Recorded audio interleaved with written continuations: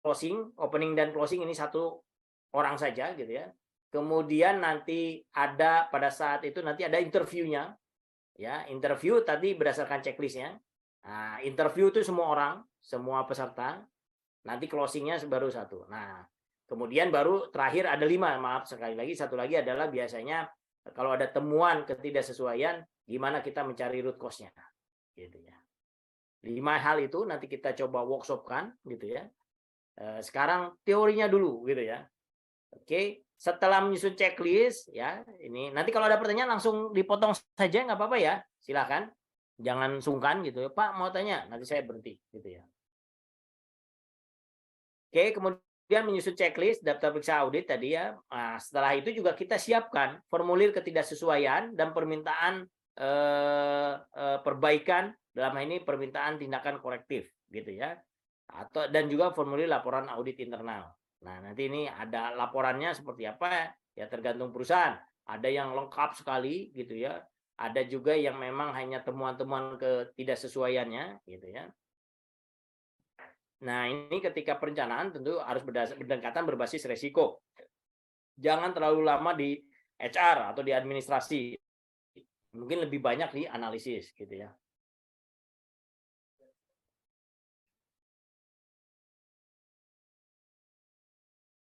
Nah, ketika penyusunan daftar periksa audit, maka kita harus mengacu kepada kriteria audit ISO 17025, prosedurnya, peraturan kerja lab, WI lab, form lab, silakan sih.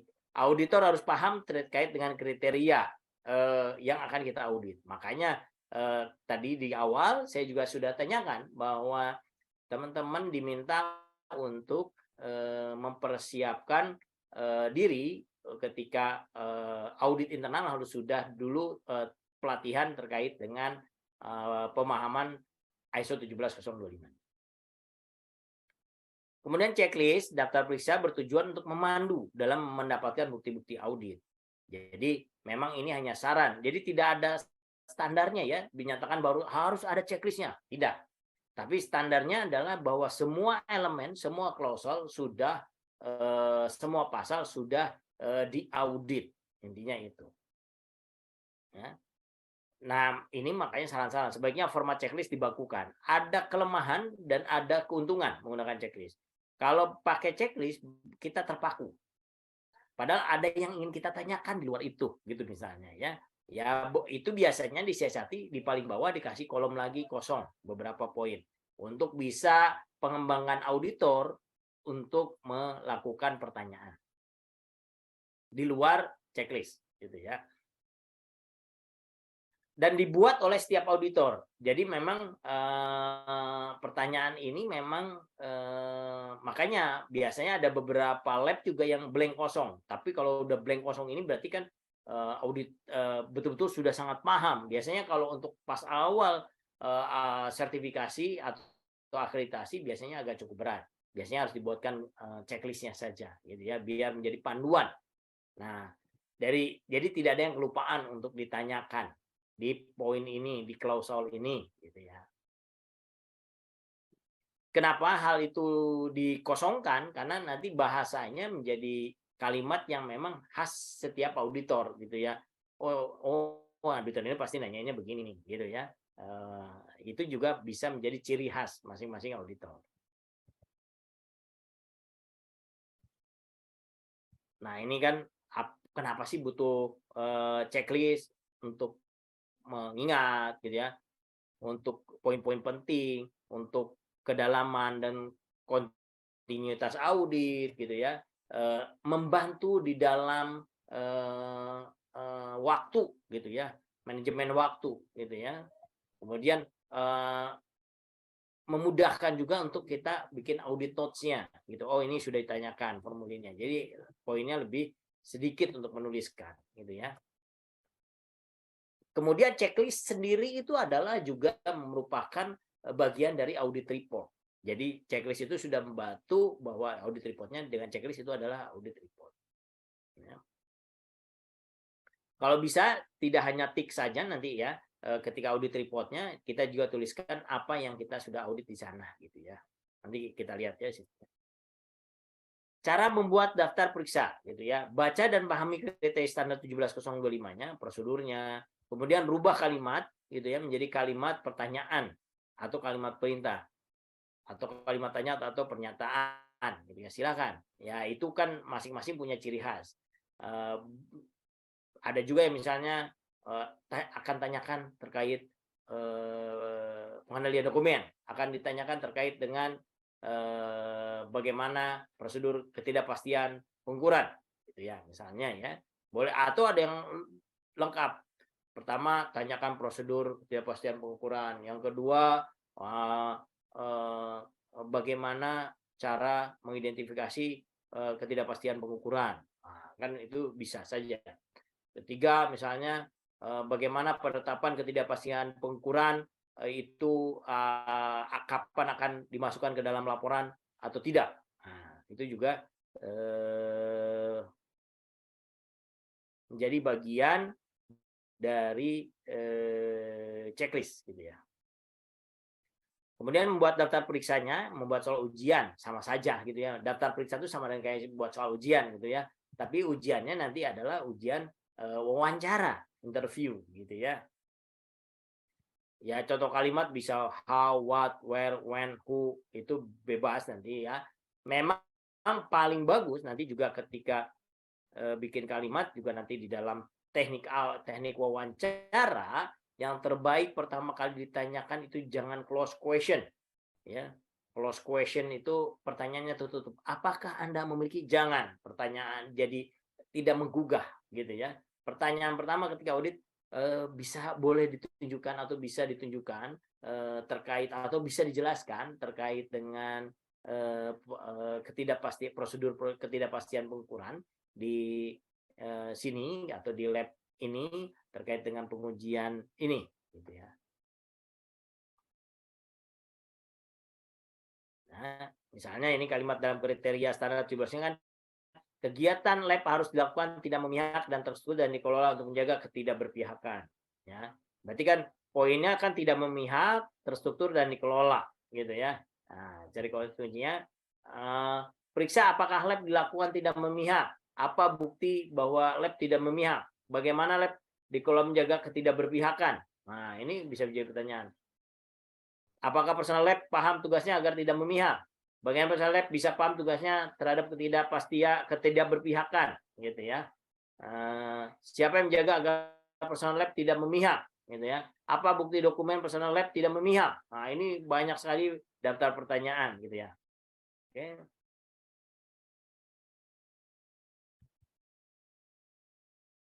Ya, contoh kali ini daftar periksa kegiatan lab dilakukan tidak berpihak, periksa kegiatan lab dilakukan terstruktur, periksa kegiatan lab bisa juga begitu ya. Nah, atau what, when, where, who ditanyakan pada audit, apakah kegiatan dilakukan tidak memihak? Bagaimana memastikan bahwa tidak dilakukan tidak memihak? Kalimat pernyataan berarti kegiatan lab harus dilakukan tidak memihak, tapi tidak memihak dan terstruktur dan dikelolanya kita bold. Ini gimana buktikannya? Boleh juga. Ya ini masing-masing auditor punya ciri khas, dia pengen yang positif, ada positif sentence, positif kalimat yang positif, ada kalimat negatif itu bisa atau kalimat pertanyaan bisa, pernyataan ya ini masing-masing auditor bebas gitu ya. Nah, ini contoh misalnya Direktur 415K gitu ya, proses pemeriksaan kesadaran terhadap mutu ya daftar ada nanti kan ada kebijakan terkait dengan lab gitu ya misalnya ya. Apakah personil lab mengerti terkait dengan kebijakan lab gitu ya. Ini di klausul 8 itu ada terkait dengan organisasi termasuk salah satunya adalah kebijakan lab gitu ya. Objektif lab gitu ya. Nah, itu ada. Nah, apakah sudah memahami? Buktinya apa? Oh, ditanyakan langsung di lapangan. Ya, nanti bukti auditnya kita tulis di sini nih ya. Maaf ini saya ini kan tulis ini. Sudah ditanyakan di lapangan gitu ya. Oh, melihat bukti. Nah, itu kita tuliskan semua fakta-fakta di lapangan gitu ya. Jadi makanya tadi saya sarankan tidak menggunakan checklist gitu ya. Oh, proses ini sudah dan tapi bukti auditnya apa? Ya. Nah, dokumennya apa? Implementasinya apa? Gitu ya. Coba ini contoh misalnya Kepala Lab, kegiatan lab dilakukan tidak memihak. Bagaimana Pak? Dilakukannya terstruktur gitu ya. Periksa lab dilakukan kalau untuk menjaga bagaimana secara terstruktur ketidakberpihakan. Pertama harus ada identifikasi ketidakberpihakan gitu ya. Petugas sampling. Nah, ini semua klausalnya maka harus dijabarkan untuk mendapatkan bukti auditnya. Baru nanti kolomnya ada temuan sesuai atau tidak sesuai gitu ya. Saya sih berharap bisa seperti ini gitu ya. Kalau begini maka ini sudah jadi laporan audit gitu ya. Ini contoh lagi periksa legalitas badan hukum gitu ya, bukti auditnya seperti apa gitu ya. Nah, ini temuan sesuai atau tidak sesuai gitu ya. Nah, ini juga harus dibuatkan gitu ya. Misalnya kan terkait dengan legalitas gitu ya, hukum. Apakah ada legalitas hukumnya, PT-nya, mana pendiriannya, mana NIB-nya. Nah, ya nomor induk berusahanya. OSS sekarang kan ya. Nah, ini hati-hati OSS-nya betulkah sudah menyatakan lab gitu ya. Kalau memang labnya adalah jasa lab gitu ya. Kalau di pabrik itu biasanya ada surat pernyataan dari kepala pabrik bahwa memang labnya digunakan hanya untuk internal, tidak untuk jualan, boleh saja gitu ya.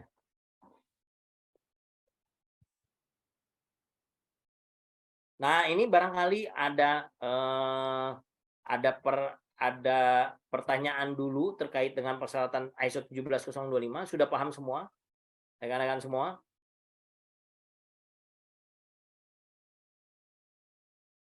Karena persyaratan wajib untuk 17025 menjadi auditor 170 auditor internal 17025 harus tahu paham terkait persyaratan ISO 17025 gitu ya. Barangkali ada pertanyaan dulu terkait dengan ISO 17025. Nah, ini gambarannya. Klausal 1 itu 41 itu impartiality misalnya ya, ketidakberpihakan. Nah, apa yang kita tanyakan ya? Barangkali ada pertanyaan dulu di klausal 41. Mau diskusi saja ini secara sekilas, secara sebentar gitu. Kira-kira apa yang mau ditanyakan? Bu Mita misalnya mau ditanyakan terkait dengan, biasanya Bu Mita kan penerima sampel ya. Penerima sampel itu adalah di poin nomor 7.1 gitu ya. Review of request, tender, and contract. Prosedurnya seperti apa? Barangkali ada yang tanyakan ya. Termasuk 74. Termasuk nyimpan sampel ya, Bu Mimita? Iya, Pak. Nyimpan sampel gitu ya. Nyimpan sampelnya harus di chiller kah? Ya. Barangkali ada yang tanyakan dulu, ayo. Karena nanti bikin ininya ya, bikin klausalnya ya. Bikin daftar periksanya atau checklistnya gitu ya. Checklist audit internal gitu ya. Barangkali ada yang tanyakan? Bu Lia, barangkali untuk 17025-nya secara keseluruhan. Biasanya yang paling berat nanti di klausal 8 nih, tapi auditornya juga kadang-kadang nggak terlalu dalam gitu ya.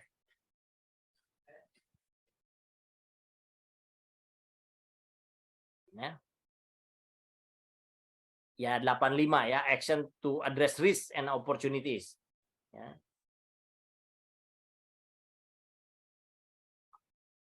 Barangkali ada pertanyaan dulu, yuk. Sekarang saya tidak akan bahas satu persatu, karena kalau bahas lagi ISO 17025, wah akan cukup memakan waktu gitu ya. Karena memang itu pelatihan tersendiri gitu ya. Ini hanya diskusi saja, barangkali ada yang ingin ditanyakan.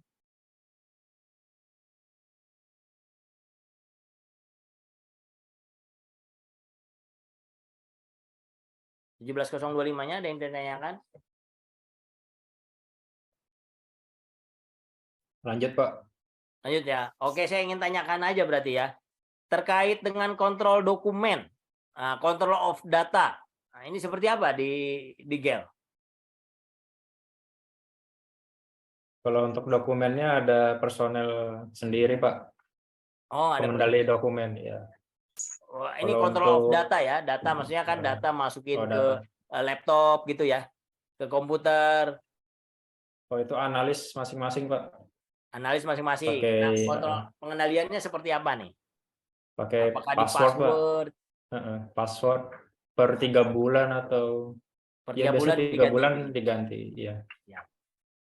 Sudah pakai sistem manajemen, sistem terintegrasi dari mulai penerimaan sampel atau masih manual? Masih manual, Pak, tapi proses ini mau Oh, pesan lagi sudah proses. itu-nya. Iya. Oh, ya kalau keuangan itu biasanya SAP gitu kan ya. Iya. Ya contohnya kalau di pabrik-pabrik biasanya ada SAP gitu ya. Ada Oracle. Kebetulan saya juga lupa nih Pak Hidayat atau Pak Thomas itu juga punya LIMS, Laboratory Information Management System gitu ya. Dari mulai dulu saya pernah berikan training gitu ya. Kebetulan basicnya si labnya bukan basic si labnya, ownernya adalah bekerja di IT gitu ya. Bukan bekerja di IT, banyak bisnisnya IT. Jadi ya udah labnya walaupun labnya pangan tapi LIMS-nya jalan gitu ya, dari menerima sampel mungkin dari mulai order gitu ya, dari review request itu udah pakai aplikasi gitu ya. Bapak silakan masukkan ke web kami gitu ya. Bapak mau ini apa gitu ya, pengujiannya apa. Nanti kami tinggal klik ini berarti kami udah bisa gitu reviewnya gitu ya. Nanti tinggal sampel mau dijemput atau mau diambil gitu ya. Wah, udah keren banget ya. Kayak begitu ya. Kayak aplikasi aja, aplikasi Gojek gitu ya atau aplikasi yang lain gitu ya. Sampai nanti setelah sampelnya ada tinggal klik masuk dinomerin dulu oleh penerima sampel ya, resepsionis, kemudian nanti aplikasinya udah nyampe di analis.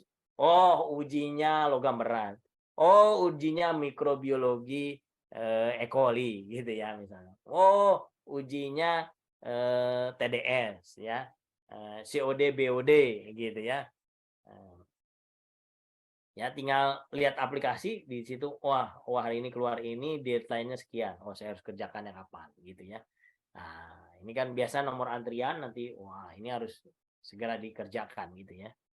Deadline-nya tinggal klik gitu ya.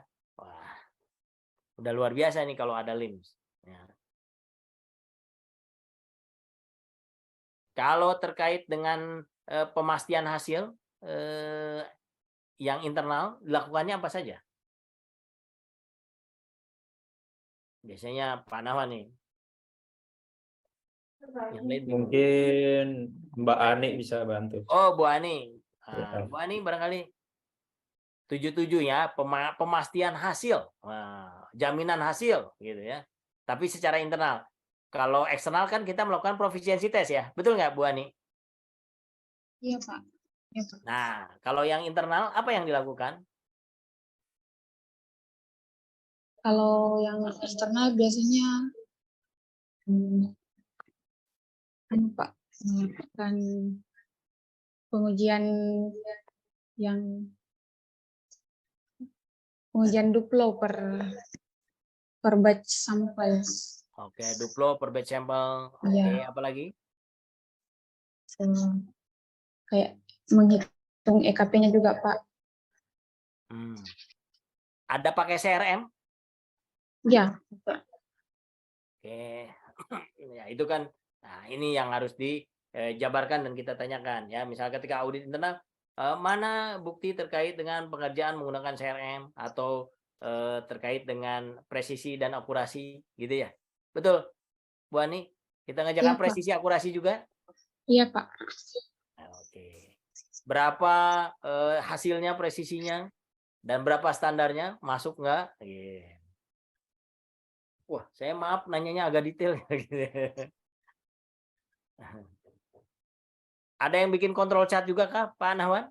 Di 7.7? Ada, Pak. Kebetulan kan Oke. saya mikrobiologi, jadi kalau jaminan mutunya itu biasanya blanko negatif, kemudian Kontrol positif. kontrol positif, uji sterilitas, kemudian uji efektivitas media gitu sih Pak. Efektivitas media. Kan ada Iya, juga ini, ada juga kalau menurut Singlass dari Singapura itu kan ada ya verifikasi itu apa kok saya jadi lupa ya. Selektivitas, iya benar. sensitivitas kita hitung kan ya. Iya, Oh, maaf kan mikro karena memang dulu labnya saya banyaknya lab mikro gitu. Jadi verifikasi dan validasi mikro ya cukup tahu lah gitu ya. Selektivitas, presisi, akurasi juga bisa ya.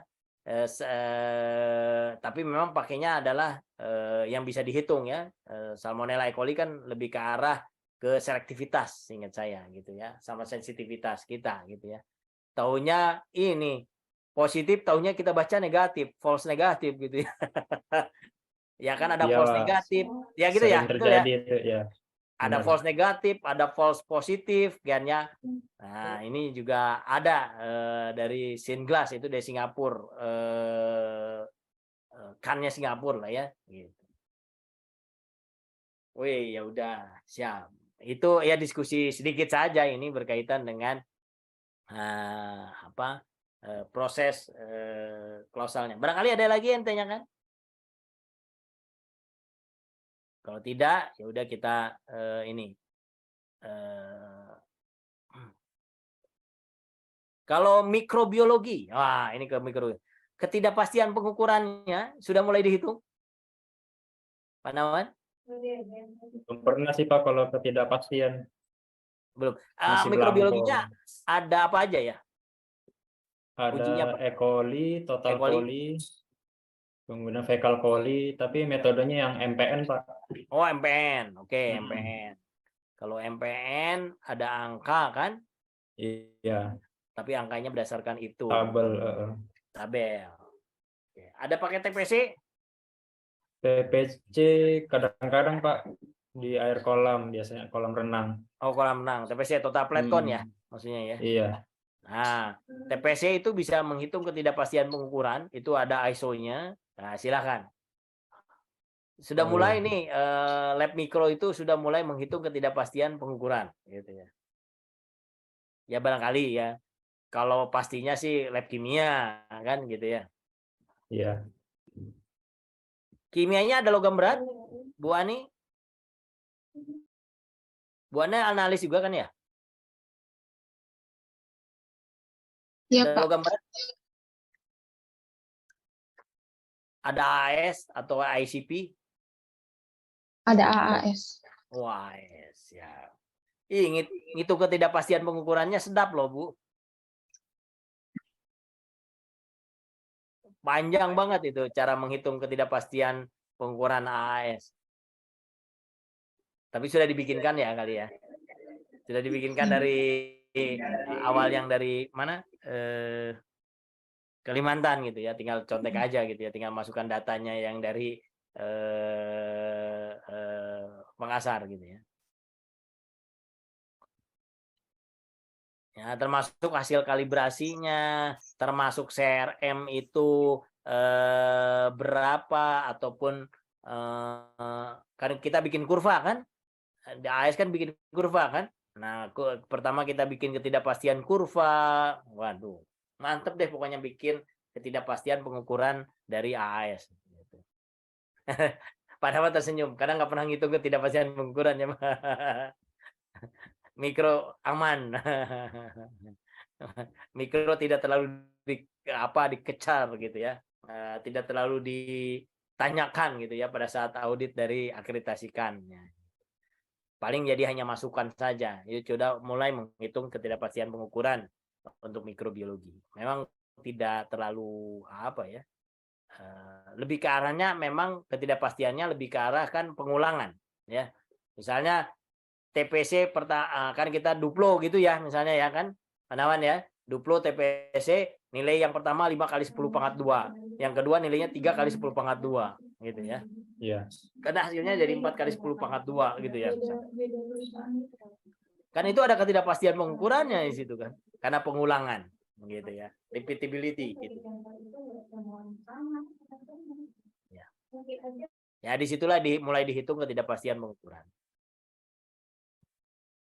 Kalau tidak, nah salah satu workshopnya yaitu nanti ini saya pengennya gimana nih, klausalnya mau dibagi sama saya atau masing-masing?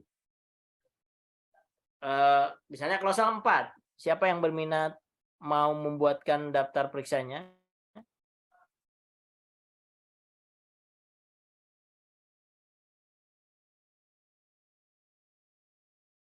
Ayo, siapa yang mau?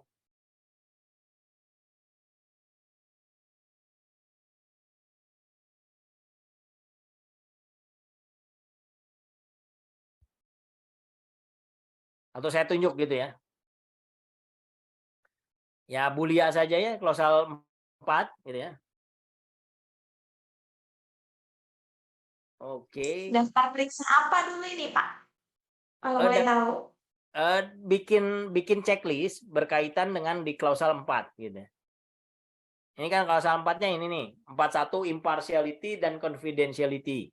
Maka bikin daftar karena Ibu mau jadi auditor nih, kan harus bikin wah checklistnya apa ya? Apa yang akan saya tanyakan gitu ya. Terkait dengan impartiality, apa yang akan saya tanyakan terkait dengan standar confidentiality gitu ya. Lihat juga ISO 17025-nya ya, di sana minta persyaratannya apa. Oke.